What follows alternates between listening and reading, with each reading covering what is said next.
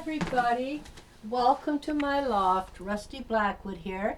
It's May 10th, 2025, and I'm here to do a bit of a short video anyway. For those who like to see my outfits that I wear, today I'm wearing a cocktail length, lovely black leather dress.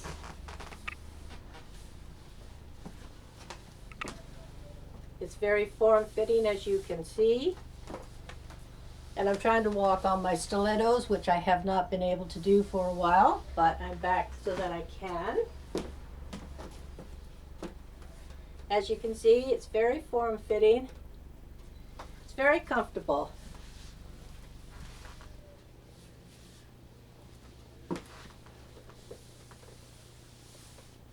And so, I'll let you see at the back.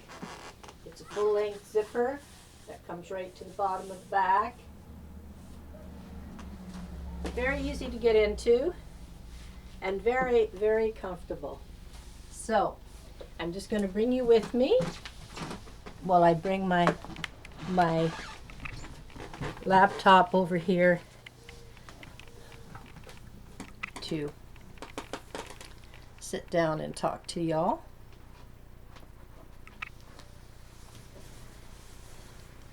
And so, it is a very lovely day today in Niagara here. It's a beautiful sky, it's clear,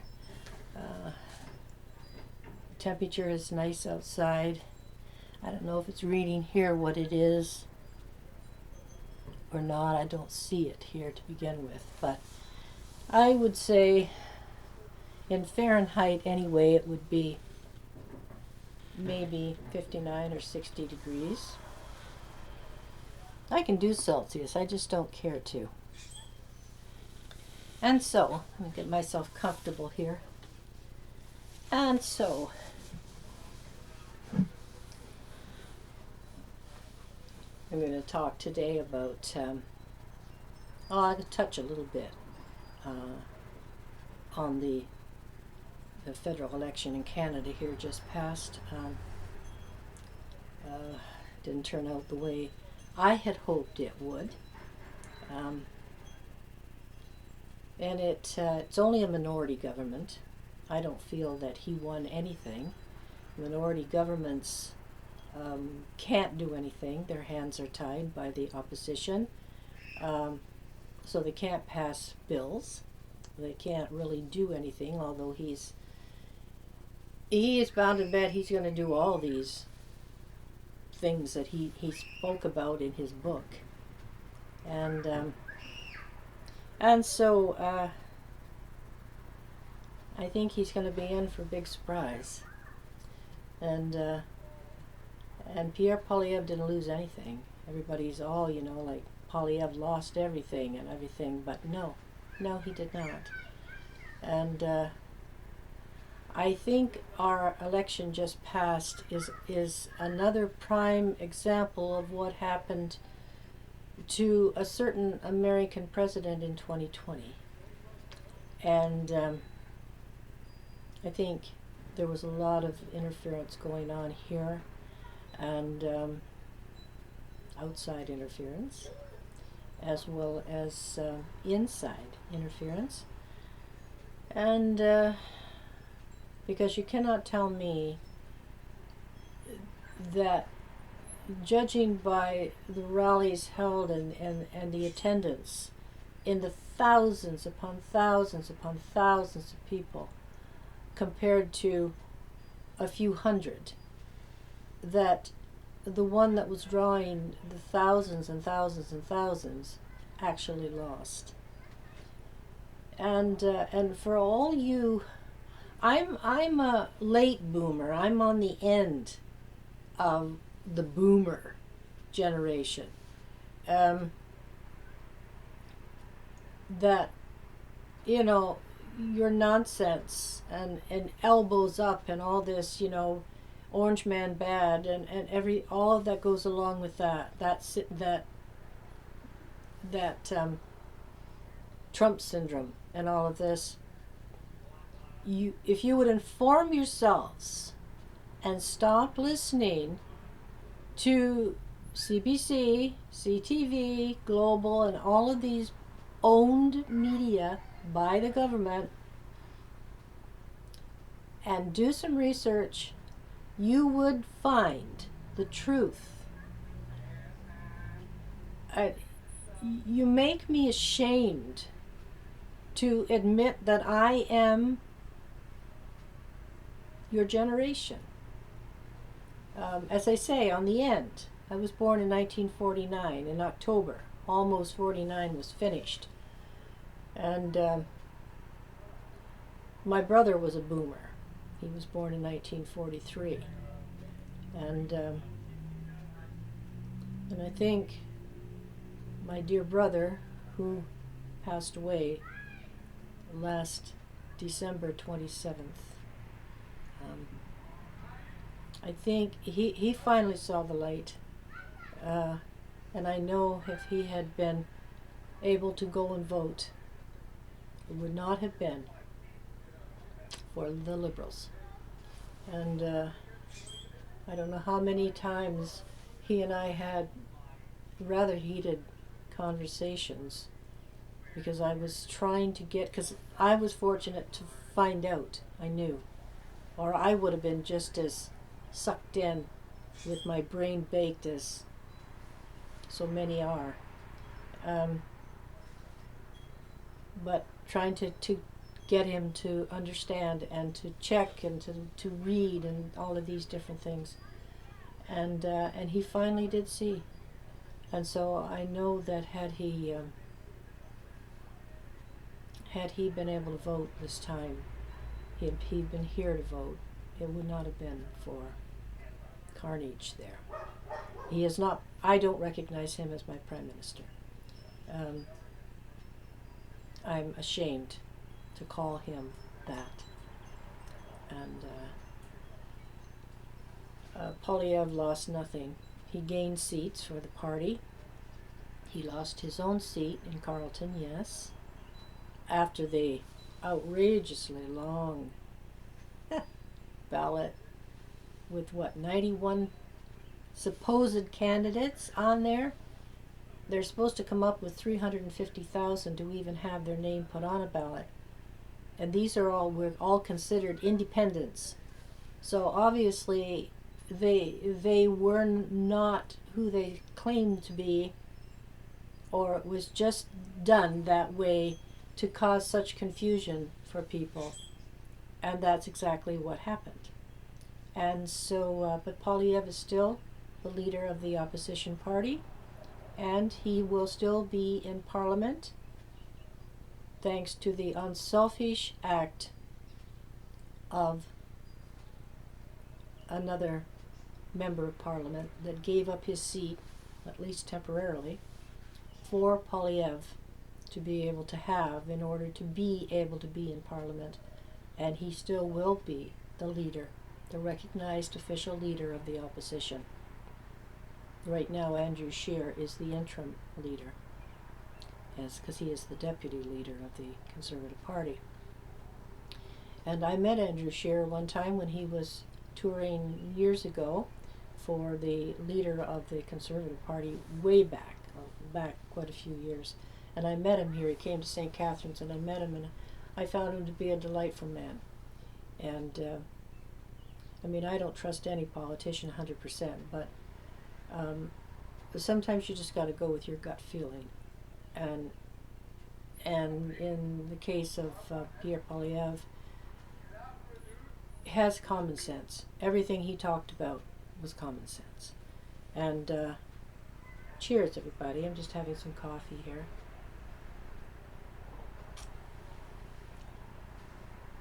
And all these things that are being that he supposedly had been against, he was not. He never once said that he would do anything with the abortion laws, or that he would take away women's rights and all this nonsense that I've heard. No. That is the propaganda being swallowed by everybody that listens to nothing but the CBC, CTV, Global, all of the all of the government-owned broadcasting. And they report what the government tells you, so that's what they want you to hear. And if you took the time to do some research and checked out the alternative media online, like Northern Perspective, Jasmine Lane, The Fringe, Moose on the Loose, Rebel News, let me see, Juno News, there's a lot more of them still, but they can back up what they talk about. They have proof, they have video proof, and that is how I learned. Otherwise, I would have been just as sucked in as everybody else. And so just, believe what you want to believe, I guess. But all of these supposed, like, boomers with their ridiculous elbows up doing their chicken dance. Chicken dance is right. Just totally sucked right in there. I think you're going to reap what you sow. And but minority governments don't last. They don't stand long. They can't do anything. And the NDP lost their party status. And so they've only got 7 seats. So there's not much that they can do. Time is going to tell. But use common sense when approaching anything like this. That's all I can say. Like, listen and weigh it out. Use your head. Use the brain God gave you. And follow Jesus. Because that is the only way. That's the only way. And so today I'm going to talk a little bit about. I've had a lot of interest lately in Passions in Paris, Revelations of a Lost Diary. I'll get it up here for you to see without the light from the skylight causing too much of a glare. It is a grand scale novel. Please excuse my beat up author copy here. It's a 818 page novel. It is, as I say, it's a grand scale. But I wanted to do this story in one book, which is why the size of the book. And never be put off by the size of a book, because, whether or not, however large it is, because it just means it takes a bit longer to tell the story that the writer is telling. And in this case, it took me this many pages to tell the story in one book about what you read within the pages of this novel. And so I've been getting a lot of interest in it lately. Again, I released it in 2013. And this is actually a revision of the original Passion in Paris that I released in 2 parts. The first in 2010, Connections of the Heart, or Connections to the Past, and 2011, Directions of the Heart. But back at that time, that was when I first started publishing. I had been writing for quite a few years at that point, and Passion in Paris was the first story, romantic drama that I wrote. And when I put it out in 2 parts, it was because that's what I was advised to do by Ex Libris, who published it. And but I had no guidance. And I didn't know all that much. I was, entering into this strange realm where I had no prior experience and I had no guidance. And it was just trial and error and doing the best that I could. And it just did not turn out to be the way I had planned or had hoped it would be, and and I was not pleased with the marketing. I was not pleased with any reviews I was getting, because they were reviewing Passion in Paris connections to the past as the entire story, and so of course there were no tie-ups. It just sort of left you hanging, which you will do if you're going to put a follow-up. But I didn't phrase it that way in reviews for reviewers, that this is the first of two parts. And so, needless to say, it didn't get good reviews, and it was just an all-around bad experience, if not humbling. But I decided, no, I'm not going to be defeated with this. I'm going to put this story out in one novel. Even though it's going to be a grand scale, I'm going to do it. And that's what I did. And I combined the first two. There's a lot of them in this revision, but there's a lot of brand new material in this. And so this was why I did it in this size. And I'm to this day, I'm not sorry, because it tells the entire story from cover to cover. And the only drawback, the fact that it is a large novel, and a lot of people can be put off by a page count of this size. And you shouldn't be, because sometimes a story just takes a higher page count in order to tell it thoroughly from beginning to end. And so this is Passions in Paris, Revelations of a Lost Diary, and I am still very, very proud of this novel after all these years. And so, as I say, I've had interest.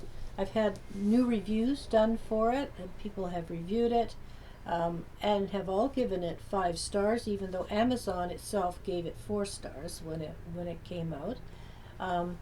But all of the reviews the reviewers have been giving me 5 stars on this, and that's good. It's really, really good, because it does tell a really intense, deep story. And I know a lot of people ask me, do I base the heroine or the protagonist on myself? And I would have to answer, not entirely. You learn a lot as you read. You will learn a lot about me as a person, but she's not me. I guess I use myself as the catalyst, I suppose, to base her on, and a lot of my experiences in my life I draw from when I write any of my novels, but definitely in this one, and Willow's Walk.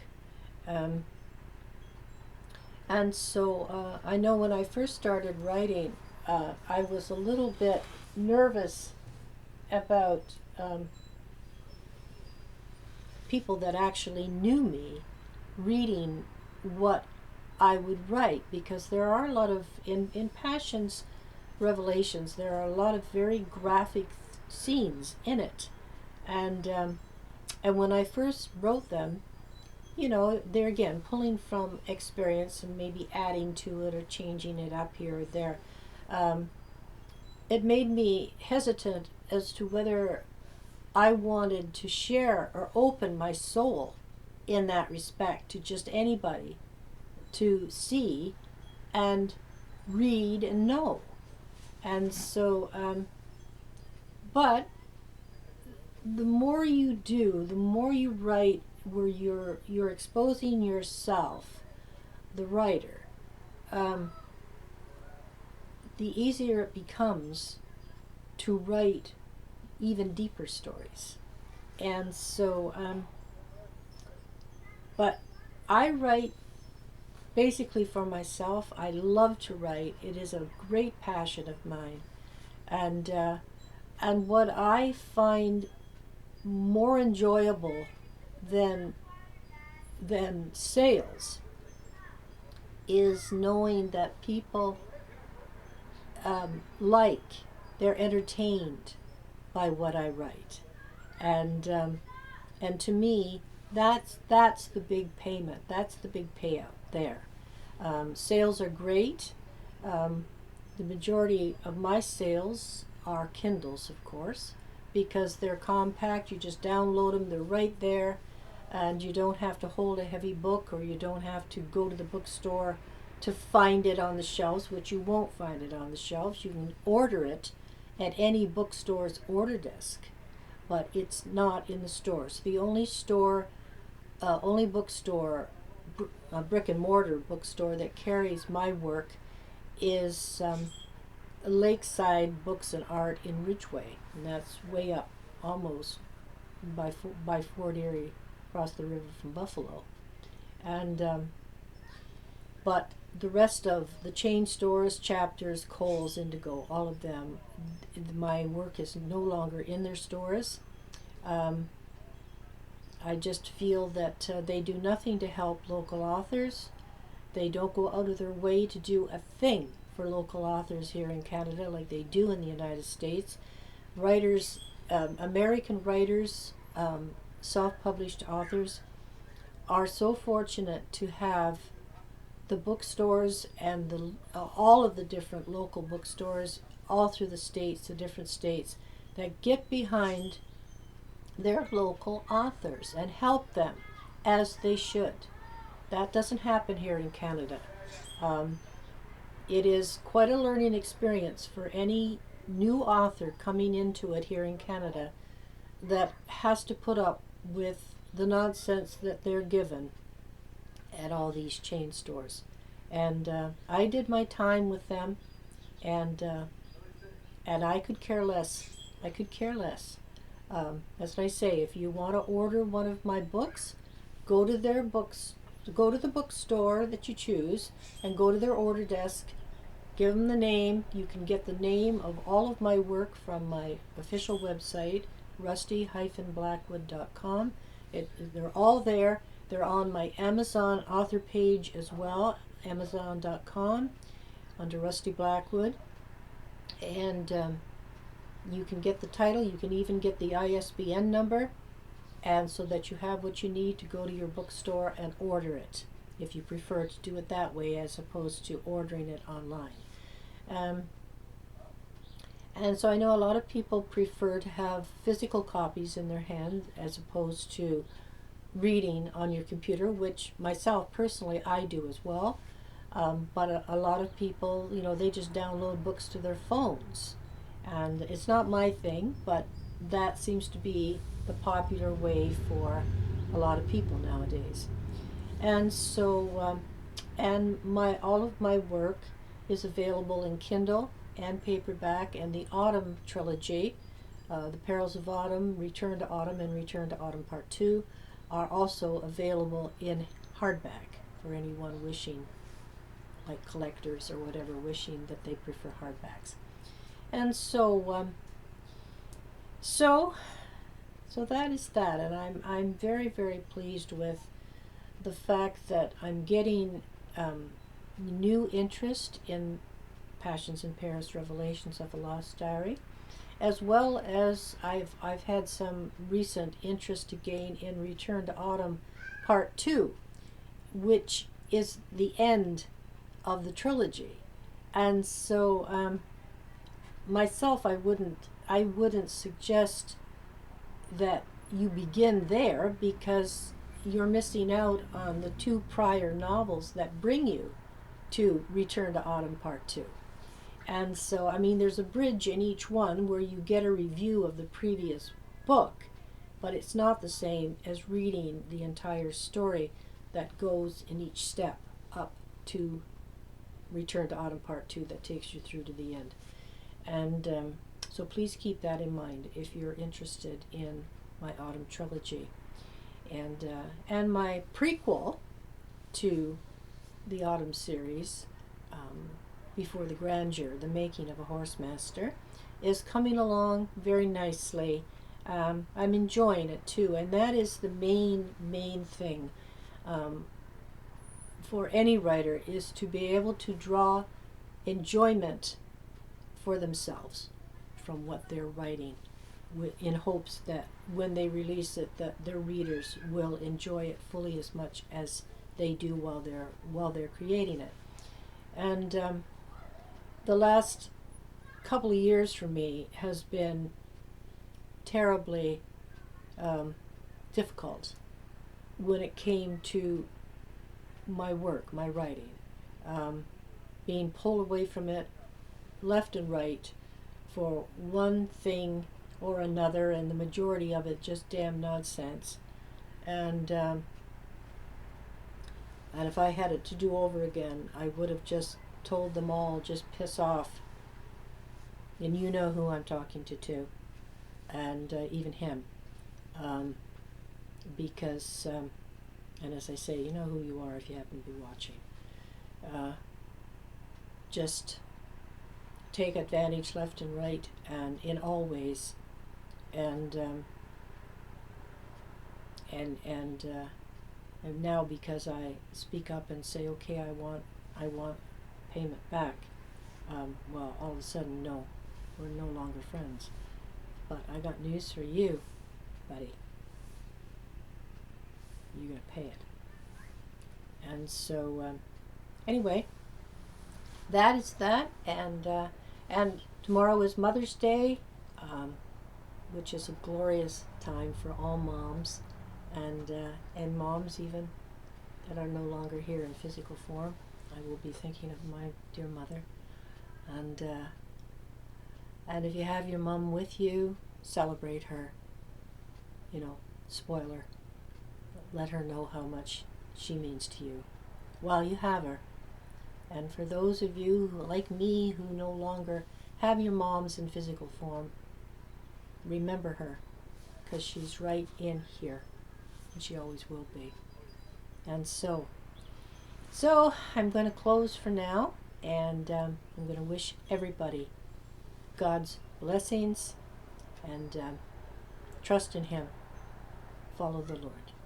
And you can't go wrong if you do, because He's there. Regardless of what's going on in this upside down world, the one constant is Jesus Christ. He's there. So follow Him and let Him lead you, and you're going to find things are going to be better. And so I ask for you to like this video. Please comment the video. Please share it around. And please subscribe to my YouTube channel. I thank all of you who have, and I welcome all who will. Take care, everybody, until I see you again soon. For now, take care and peace out.